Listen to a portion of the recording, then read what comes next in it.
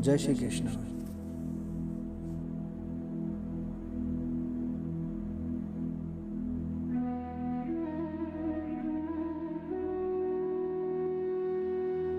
विश्व साहित्य में श्रीमद् भागवत गीता का अद्वितीय स्थान है। यह साक्षात भगवान के श्रीमुख से निसृत परम रहस्यमय दिव्य वाणी है।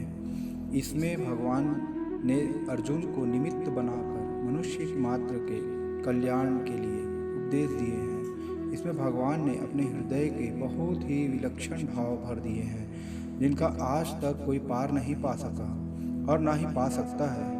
परम शांति के प्राप्ति के इच्छुक सभी भाई बहनों से विनम्र निवेदन है कि ग्रंथ रत्न को अवश्य ही मनोयोग पूर्वक पढ़े या सुने, समझे और यथासाध्य आचरण में लाने का प्रयत्न करें।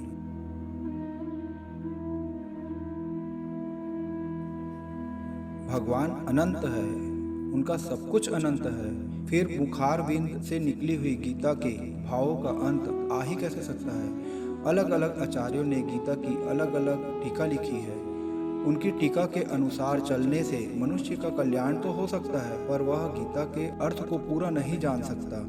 आज तक गीता की कितनी ही टीकाएं लिखी गई, वे सबकी सब इकट्ठी कर दे तो भी गीता का अर्थ पूरा नहीं होता। जैसे किसी कुएं से सैकड़ों वर्षों तक असंख्य मनुष्य जल पीते रहे तो भी उसका जल वैसा का वैसा ही रहता है।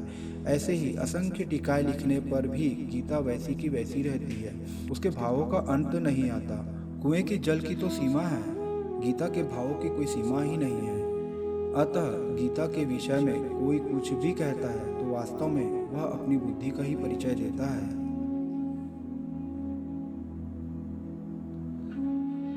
सब जानत प्रभु प्रभुता सोई, तदपि कहे बिनु रहा न कोई।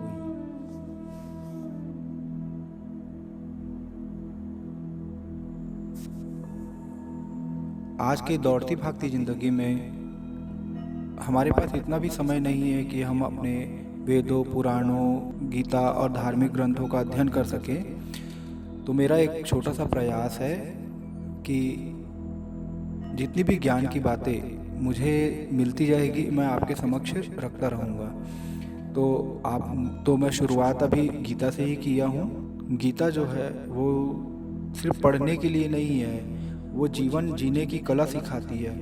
और गीता को अपने जीवन में उतारें। हमारे जीवन में बहुत सी समस्याएं आती है जिसका हमें हल नहीं मिलता है, लेकिन गीता में जीवन की हर समस्या का समाधान है। इसलिए गीता को ध्यान से सुने, पढ़े। मैं जितनी अच्छी उसमें से बातें निकल के आएगी आपके समक्ष लाने का प्रयत्न करूँगा।